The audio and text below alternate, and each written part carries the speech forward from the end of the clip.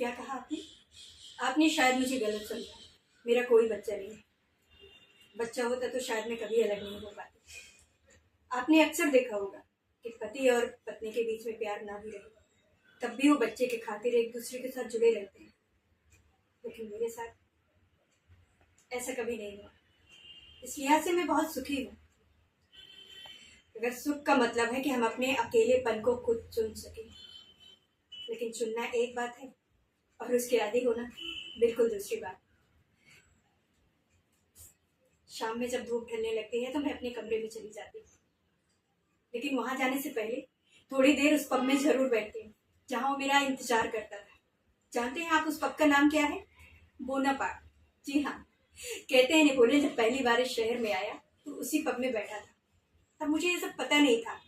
उसने जब मुझे पहली बार कहा कि हम पब के बाहर मिलेंगे तो मैं सारी शाम शहर के उस कोने पर खड़ी रही जहां नेपोलियन घोड़े पर बैठा है।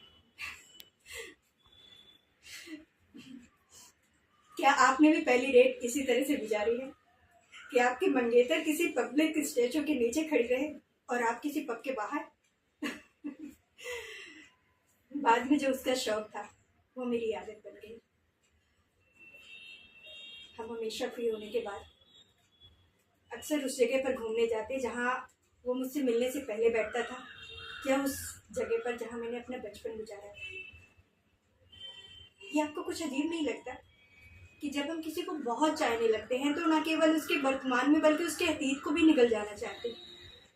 जब वो हमारे साथ नहीं होता तो हमें ये सोचना भी असहनीय लगता है कि कभी वो हमारे बिना सोता था, जागता था, खाता था, पीता था, किसी से प्यार करता था। फिर अगर कुछ दिन उसी एक इंसान के साथ हम रहें तो हमें ये कहना भी मुश्किल हो जाता है कि कौन सी आदत हमने हमारी अपनी है और कौन से हमने उससे चुराई है।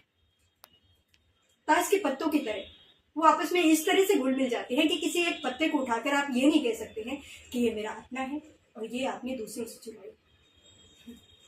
इसलिए मैं कहती हूँ कि हर इंसान को मरने से पहले इतना हक तो होना चाहिए कि वो अपनी चीड़ फाड़ खुद कर सके, अपने अतीत के तहों को प्याज की छिलके की तरह एक एक करके उतारता जाए। आपको हैरानी होगी कि हर कोई अपना अपना हिस्सा लेने यहाँ पहुंचेगा।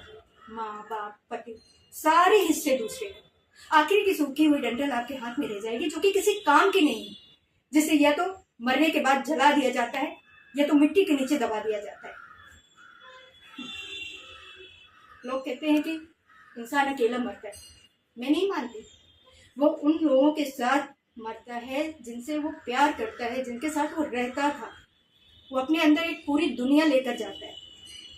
तभी उसके मरने के बाद जो हमें दुख होता है ये एक स्वार्थी किस्म का है, जो हमें लगता है कि अब हमारा एक हिस्सा हमेशा के लिए उसके साथ चला गया। अरे नहीं नहीं नहीं नहीं, वो सो रहा है। आप जा रहे हैं? ठीक है, बाय। फिर आइएगा, मैं यहीं मिलूंगी इसी जगह पर।